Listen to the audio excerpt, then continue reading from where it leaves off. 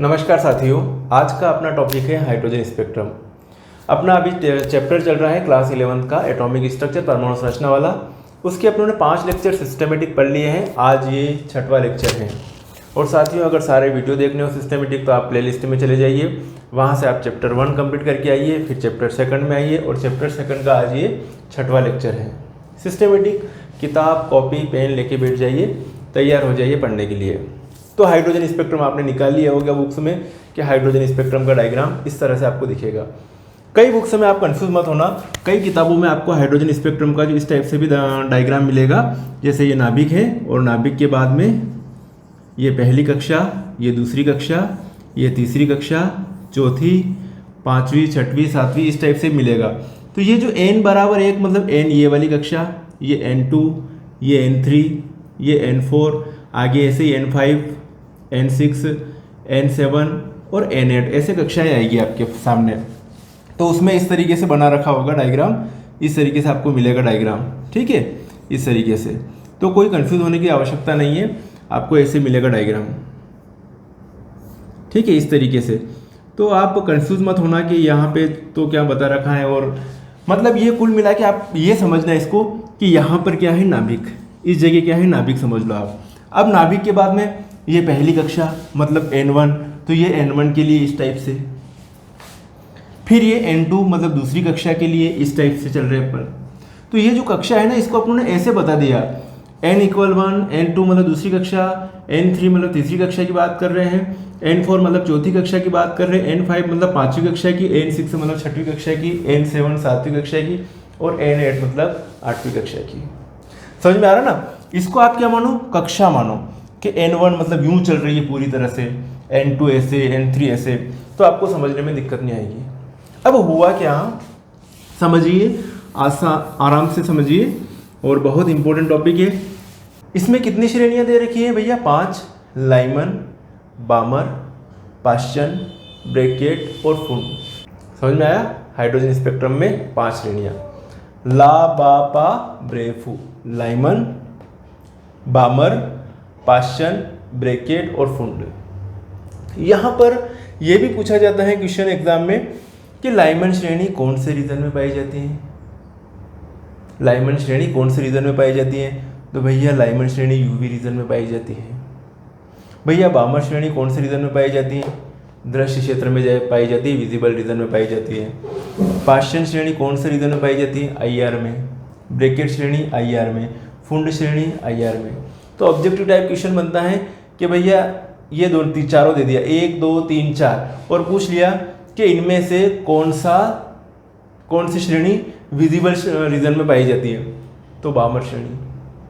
अगर ये 4 दे दिए, 1 2 3 4, और उठा के आपसे पूछ लिया क्वेश्चन कि इनमें से कौन सी श्रेणी पराबैंगनी रीजन में पाई जाती है, तो आप क्या टिक लगा के आओगे? लाइमन श्रेणी। एक चीज और है, यहां पर अगर एनर्जी की बात करें तो एनर्जी सबसे ज्यादा किसकी होती है? यूवी की, ठीक है, और कम किसकी होती है? IR। मतलब ऐसे अपन चल रहे हैं तो एनर्जी क्या होती जा रही है? कम होती जा रही है। एनर्जी क्या होती जा रही है? कम होती जा रही है। लेमड़ा का मान क्या होता जा रहा है? बढ़ता जा रहा है। लेमड़ा, तरंग दैर्ध्य और एनर्जी एक दूसरे के क्या होते हैं? अपोजिट होते हैं। एनर्जी और फ्रीक्वेंसी एक साथ चलती है। अगर मैं कहूं कि इनमें सबसे ज्यादा तरंग दैर्ध्य किसकी है? किसकी सबसे ज्यादा तरंग दैर्ध्य है भैया? इसकी सबसे ज्यादा तरंग दैर्ध्य किसकी मिलेगी आपको? इसकी मिलेगी सबसे ज्यादा तरंग दैर्ध्य। सबसे कम तरंग दैर्ध्य किसकी? इसकी। अगर मैं कहूं कि आवृत्ति सबसे ज्यादा किसकी होगी, तो सबसे ज्यादा किसकी होगी? लाइमन श्रेणी की सबसे ज्यादा जो रेडिएशन रहेगी उनकी आवृत्ति सबसे ज्यादा होगी, और फुंड श्रेणी की जो रेडिएशन रहेगी उसकी आवृत्ति सबसे कम होगी। ऐसे भी क्वेश्चन पूछा जाता है, कंपैरिजन किया जाता है कि किसकी फ्रीक्वेंसी ज्यादा है। तो अगर मैं कहूं कि इन चारों में सबसे ज्यादा फ्रीक्वेंसी किसकी है? इन चारों में सबसे ज्यादा फ्रीक्वेंसी किसकी है? तो इसकी है। अच्छा, इन 5 में सबसे ज्यादा फ्रीक्वेंसी किसकी है? इसकी है। इन 5 में सबसे ज्यादा तरंग दैर्ध्य किसकी है? इसकी है। यहां तक समझ में आ गया होगा कि किसकी तरंग दैर्ध्य ज्यादा है, किसकी कम है।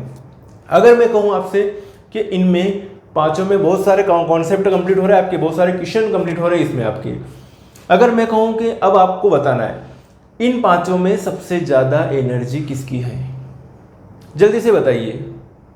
इन 5 में सबसे ज्यादा एनर्जी किसकी है? इसकी। इन पांचों में सबसे कम एनर्जी किसकी है? इसकी। इन पांचों में सबसे ज़्यादा फ्रीक्वेंसी किसकी है? इसकी। इन पांचों में फ्रीक्वेंसी सबसे कम किसकी है? इसकी। इन पांचों में सबसे ज़्यादा तरंगदैर्ध्य किसकी है? इसकी, लैम्ब्डा। इन पांचों में सबसे कम तरंगदैर्ध्य किसकी है? इसकी। लाइमन श्रेणी कहाँ पर? पराबैंगनी क्षेत्र में। बामर श्रेणी कहाँ पर? दृश्य क्षेत्र में। बाकी जो है पार्शियन, ब्रैकेट, फुंड आपको कहाँ पे मिलेगी? हायर रीजन में। क्वेश्चन कंप्लीट कर लीजिए, यहीं पे आ जाओ। ला बा पा ब्रेफू, लाइमन, बामर, पार्शियन, ब्रैकेट और फुंड। हाइड्रोजन स्पेक्ट्रम में कितनी श्रेणियां देखी आपने आज? 5 श्रेणियां देखी। कितनी? 5। ला बा पा ब्रेफू, समझ में आ गया?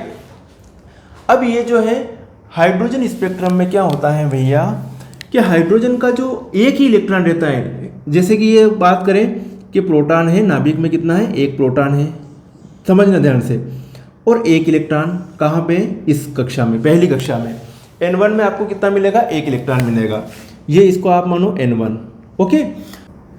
1 2 3 4 5 6 7 और ये 8। इमेजिनेशन करवा रहा हूँ आपको मैं, ऐसे पूरा बना सकते हैं इसको गोले में। तो ये N1, ये कौन सी है? N2, ये N3, ये N4, ये N5, ये N6, ये N7 और ये क्या है? N8। अब यहाँ पर आपको जो मिल रही है लाइमन श्रेणी, लाइमन श्रेणी के लिए कहाँ पे? सबसे नीचे यहाँ पर। तो देखिए, अगर इलेक्ट्रॉन यहाँ से एनर्जी पाकर कहाँ गया? N1 से कहाँ पर गया? N2 पर। N1 से कहाँ पे गया? N2 से। N2 से वापस कहाँ आया? N1 पर। फिर अगली कंडीशन क्या है? इलेक्ट्रॉन ऊर्जा पाकर N1 से कहाँ पे गया? N3 पर। N3 से वापस कहाँ पे आया? N1 पर। इलेक्ट्रॉन ऊर्जा पाकर कहाँ पे गया? N4 पर। N4 से कहाँ पर आया? वापस N1 पर। इलेक्ट्रॉन ऊर्जा पाकर कहाँ पर गया? N5 तक चला गया।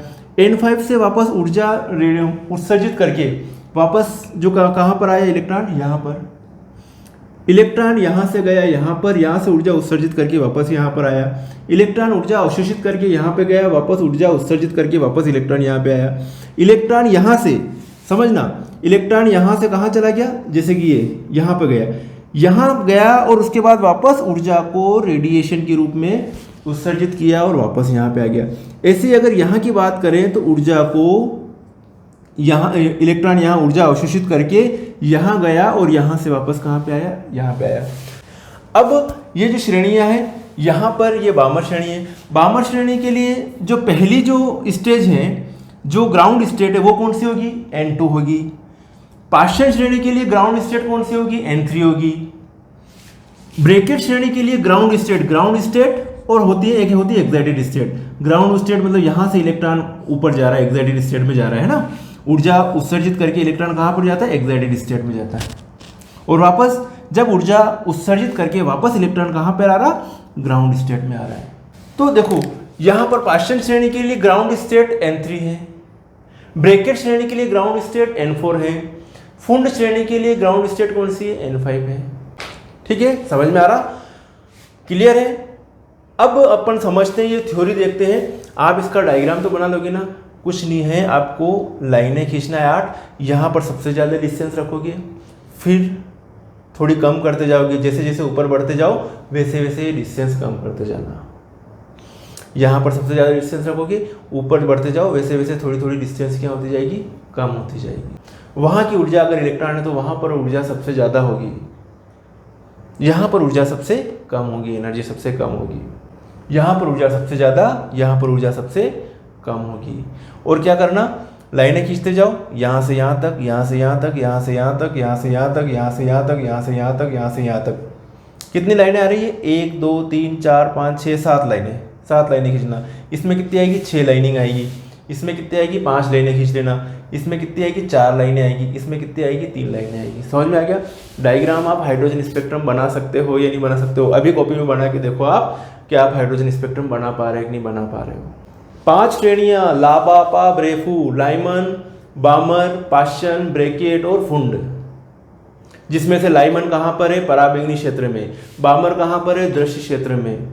और बाकी कहाँ पर IR रीजन में। जो विद्युत चुंबकीय स्पेक्ट्रम होता है, विद्युत चुंबकीय स्पेक्ट्रम होता है, वो उसमें बताया जाता है कि कौन कौन सा रीजन है, कहाँ का उसकी तरंग दैर्ध्य कहाँ कहाँ है, वो सारा उस विद्युत चुंबकीय स्पेक्ट्रम के आधार पर बताया गया है कि लाइमर पराबैंगनी क्षेत्र में, बामर दृश्य क्षेत्र में, पाश्चन अवरक्त क्षेत्र में, ब्रैकेट अवरक्त क्षेत्र में, फुंड श्रेणी अवरक्त क्षेत्र में।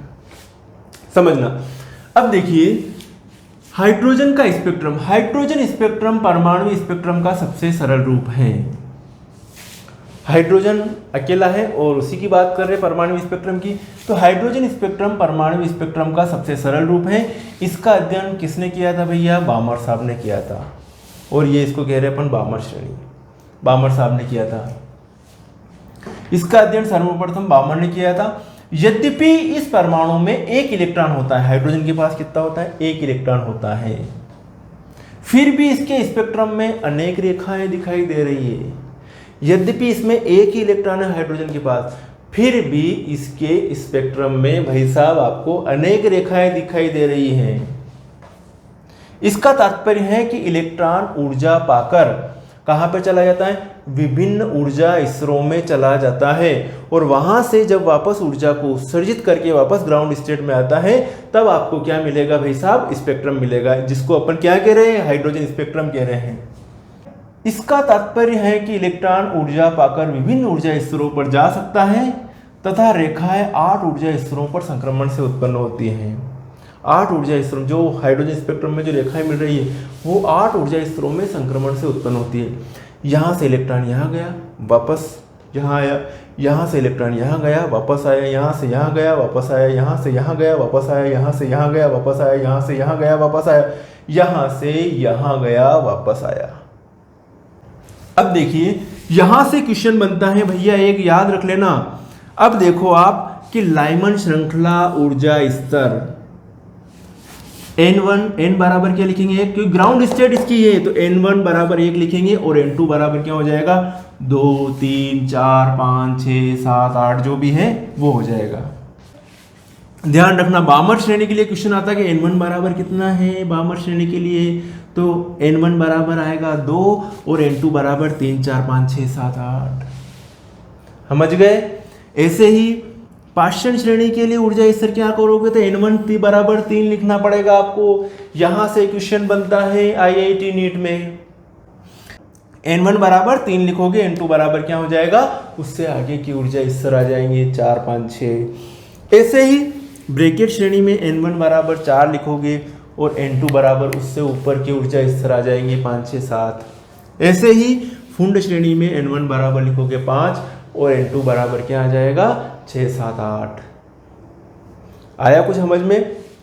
लाइमन श्रेणी के लिए N1 बराबर 1, N2 बराबर 2, 3, 4, 5, 6, 7, 8, 9। बामर श्रेणी के लिए N1 बराबर 2, N2 बराबर 3, 4, 5, 6, 7, 8। क्योंकि यहाँ पे ये ग्राउंड स्टेट हो गई बामर श्रेणी के लिए, तो इसका N1 तो क्या होगा? 2 होगा। इसका N1 तो क्या होगा? 2 होगा। और इलेक्ट्रॉन ऊर्जा अवशोषित करके कहाँ गया? यहाँ पे गया, वापस यहाँ पे आ रहा। ठीक है, तो ये जो है ये एनर्जी गैप हो जाएगा उस कंडीशन में बामर श्रेणी के लिए। फिर ये एक एनर्जी गैप ये हो जाएगा। ठीक है, और एनर्जी गैप इस टाइप से बढ़ता जाएगा। तो इलेक्ट्रॉन ऊर्जा को पाकर कहाँ पर गया? यहाँ पर, यहाँ से फिर यहाँ पे आया।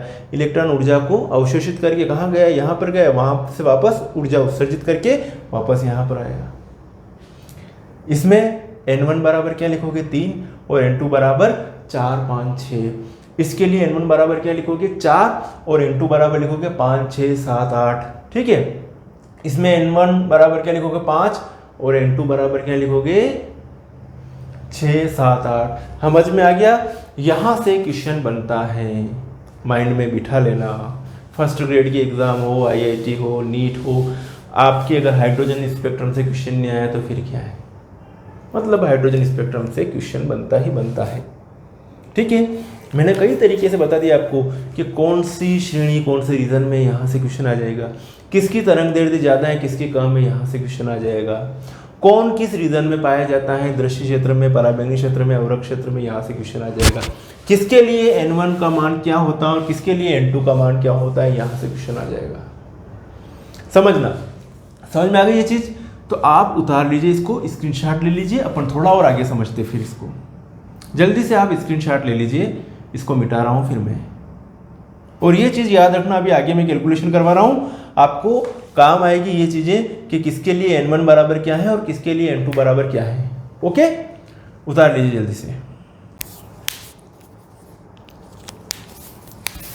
हाँ तो साथियों, अब आप ये चीज़ भी नोट कर लीजिए, इसमें ये वाली चीज़ें आप स्क्रीनशॉट ले लीजिए।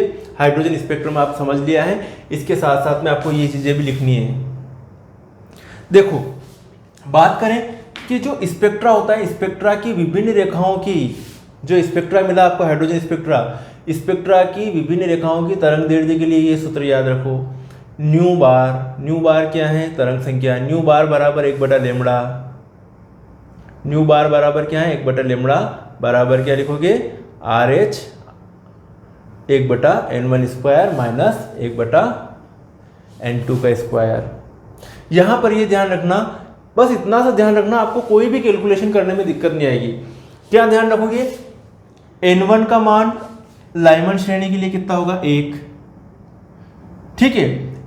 n1 का मान बामर श्रेणी के लिए कितना होगा, 2, पाश्चन श्रेणी के लिए n1 का मान 3, ब्रैकेट श्रेणी के लिए 4, पूर्ण श्रेणी के लिए 5, ठीक है। n2 का मान लाइमन श्रेणी के लिए क्या हो सकता, 2, 3, 4, 5, 6। n2 का मान बामर श्रेणी के लिए क्या हो सकता है, 3, 4, 5, 6, 7, 8, ठीक है। n2 का मान पाश्चन श्रेणी के लिए क्या हो सकता है, क्योंकि n1 तो 3 है, तो क्या हो जाएगा 4, 5, 6, 7, 8। ब्रैकेट श्रेणी के लिए n2 का मान क्या आएगा भैया, 5, 6, 7, 8। फुंड श्रेणी के लिए n2 का मान क्या आएगा, 6, 7, 8। समझ में आ गया, ये चीज ध्यान रखना। अब सबसे पहले जो है तरंग दैर्ध्य और ये तरंग संख्या की बात किसने करी थी, बामर ने करी थी। तो सबसे पहले बामर ने अपनी श्रृंखला में आने वाली तरंग संख्या को इस समीकरण के द्वारा प्रदर्शित किया। तो तरंग संख्या न्यू बार बराबर होगा, वो चीज लिखा होगा।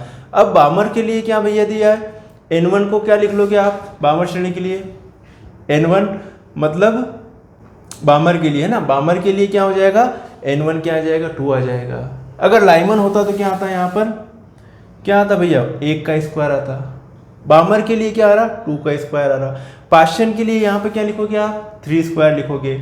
ब्रैकेट के लिए यहाँ पर क्या लिखोगे, 4 का स्क्वायर लिखोगे। फुंड के लिए यहाँ पे क्या लिखोगे आप, 5 का स्क्वायर लिखोगे। समझना है ना। तो ये है, जहाँ n मतलब n क्या है, एक पूर्णांक है। अगर बामर श्रेणी की बात कर रहे हैं अपन, किसकी बात कर रहे हैं, बामर श्रेणी के लिए। तो बामर श्रेणी के लिए इस n का मान क्या हो गया, 3 या उससे अधिक होगा, क्योंकि n1 तो 2 हो गया।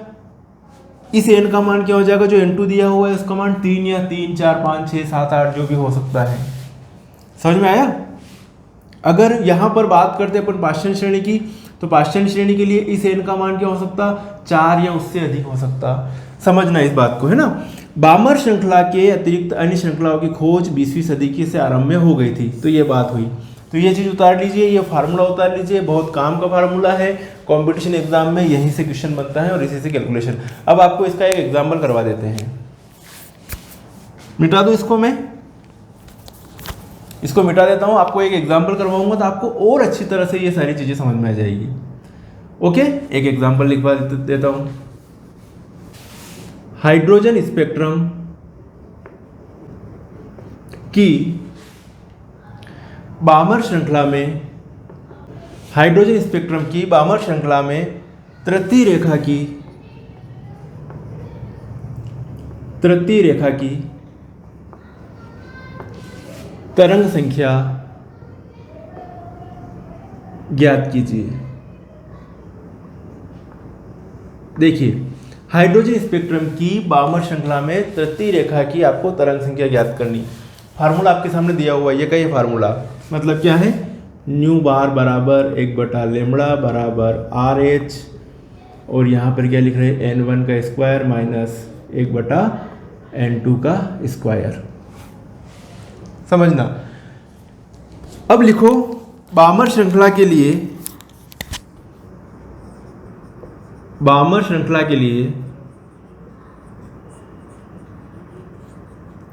n1 बराबर क्या लिखोगे, 2, ये लिखा 2, और n2 बराबर क्या लिखोगे, N2 बराबर क्या हो सकता है, यहाँ पे क्या लिखा, हाइड्रोजन परमाणु की बामर श्रृंखला में तृतीय रेखा की तरंग संख्या ज्ञात कीजिए। तो N1 बराबर तो 2 आ गया। तृतीय रेखा कौन सी होगी बामर से, ये पहली, दूसरी और तीसरी, ये तीसरी रेखा, ये तीसरी रेखा की तरंग संख्या बताओ आप। तो तीसरी रेखा के लिए N2 बराबर क्या आएगा 5।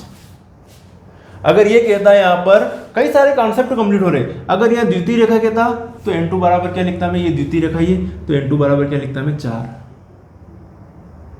अगर ये पांचवी रेखा कहता तो पांचवी रेखा कौन सी, 1 2 3 4 5, पांचवी रेखा ये वाली, तो कौन सी हो जाती 1 2 3 4 5, तो पांचवी रेखा मतलब क्या हो जाता 7 हो जाता। N2 बराबर क्या लिखता मैं 7। N1 बराबर तो 2 लिख दिया, क्योंकि N1 ये वाला है बामर के लिए, N1 ये 2 है बामर श्रेणी के लिए, और N2 तृतीय रेखा के लिए, N2 का मान कितना आएगा 5। अगर चतुर्थ होती तो 6 आता, पंचम होती तो 7 आता। समझ में आ गया होगा अब तो बामर श्रृंखला के लिए N1 बराबर क्या है अपने 2, और N2 बराबर क्या लिखा अपनों ने 5। यहाँ पर वैल्यू रखनी है, आपको कुछ नहीं करना है। तो देखो धीरे से रख दो, न्यू बार इक्वल 1/λ, और यहाँ पर RH रिडबर्ग कांस्टेंट है, उसकी वैल्यू लिख देते हैं। तो उसकी वैल्यू अभी लिखवाई थी मैंने 1.097 इंटू 10⁵। यहाँ पर क्या लिखूँ, N1 का स्क्वायर, मतलब N1 कितना है अपने पास 2, तो यहाँ पे 2 का स्क्वायर माइनस N2 5, तो यहाँ पर 1/5 का स्क्वायर। कंप्लीट है यहाँ तक, ठीक है। अगर आप इसको कैलकुलेट करोगे तो ये जो वैल्यू आ जाएगी, तरंग संख्या की जो वैल्यू आ जाएगी, वो आ जाएगी 0.23023037 इंटू 10⁵ आ जाएगी। या फिर इसको ऐसे भी लिख सकते हो, दशमलव अगर यहाँ लगा दो तो इसको लिख दोगे 2.3037 इंटू 10⁴ सेंटीमीटर इनवर्स। तो ये ऐसे कैलकुलेशन वाले ऐसे सवाल भी कर सकते हो। सरल है भैया, क्या है, सरल है। आपको कुछ नहीं करना है। अगर इस टाइप का सवाल आए तो यहाँ पर ये चीज़ ध्यान रखना कि जो N1 किसको मानना है, N2 किसको मानना है, ये चीज़ अगर आपको मालूम रहेगी तो आपको कैलकुलेशन वाले सवाल करने में कोई दिक्कत नहीं आएगी। क्लियर है। बामर श्रेणी के लिए N1 बराबर 2। अगर यहाँ पे आ जाता पाश्चन श्रेणी कि हाइड्रोजन स्पेक्ट्रम की पाश्चन श्रृंखला में तृतीय रेखा की तरंग संख्या ज्ञात कीजिए, तो अपन क्या लिखते, पाश्चन श्रृंखला के लिए N1 बराबर क्या लिखते 3, तो यहाँ पर 3 का स्क्वायर आ जाता। N2 बराबर क्या आ जाता, यहाँ पर पाश्चन श्रृंखला के लिए तृतीय रेखा के लिए लिखते तो क्या आ जाता 6 आ जाता, क्योंकि पाश्चन के बाद 1 2 3 तृतीय रेखा ये हो रही है, पाश्चन के लिए 1 2 3 तृतीय रेखा ये वाली है। तो आपको हाइड्रोजन स्पेक्ट्रम को मैंने बहुत अच्छी तरह से समझा दिया है। इसके न्यूमेरिकल कैसे करें, इसकी थ्योरी क्या लिखनी है, ये सारी बातें आज क्लियर हो गई। ठीक है, तो आपके एटॉमिक स्ट्रक्चर वाले चैप्टर के 6 लेक्चर सिस्टमेटिक कंप्लीट हो चुके हैं। अगले 7वें लेक्चर में अपन और कुछ बेसिक चीज़ों की बातें करेंगे, और इस वीडियो को ज़्यादा से ज़्यादा छात्रों को शेयर कीजिए, ज़्यादा से ज़्यादा छात्रों को हमारे वीडियो का बेनिफिट मिल पाए। ठीक है साथियों, मिलते हैं फिर नेक्स्ट वीडियो में, तब तक के लिए बाय।